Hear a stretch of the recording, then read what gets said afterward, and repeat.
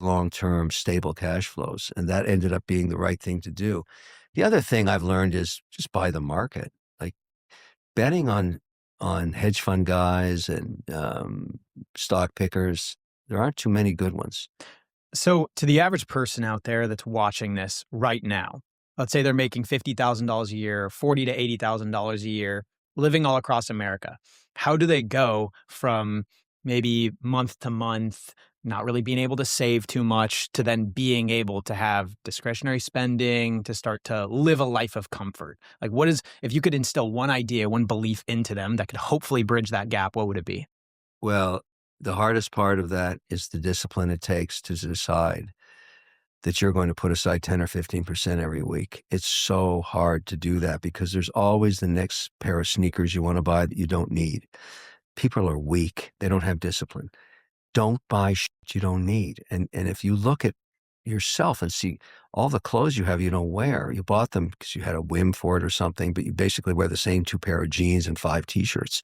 It's crazy that you would take that money and put it into something you're gonna throw away in 20 months when you could have put it into the market.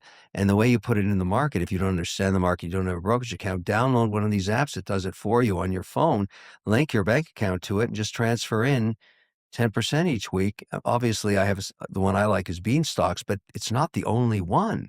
There's plenty of them that'll do it for you. I like them really simple. And then if you start doing that, 2 years later, you'll say, wow, where'd this money come from? At what income is it just impossible to build wealth? I would say probably under $35,000. That's tough if you live in a major city because you're being forced to spend, 12 to 1,500 on rent, which is very, very hard. But even in that, the discipline of not overspending, because you're gonna get yourself the real task there is not to go into credit card debt. That's tough. What jobs do you think those people should take? Oh, I think the job that gets you the most money now is if you have talents in social media for customer acquisition. I used to pay those guys 48 grand a year, and now they're 250,000 because you can measure their work based on customer acquisition every week.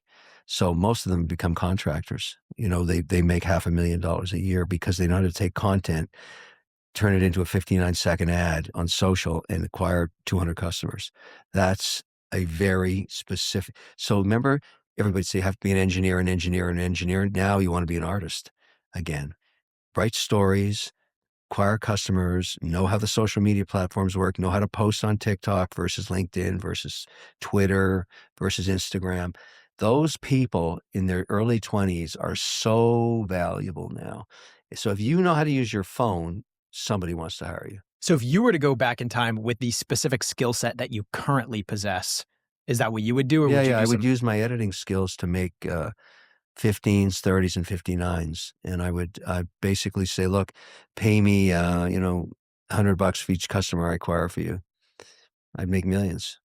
I mean, I know how to do it. Now, you previously said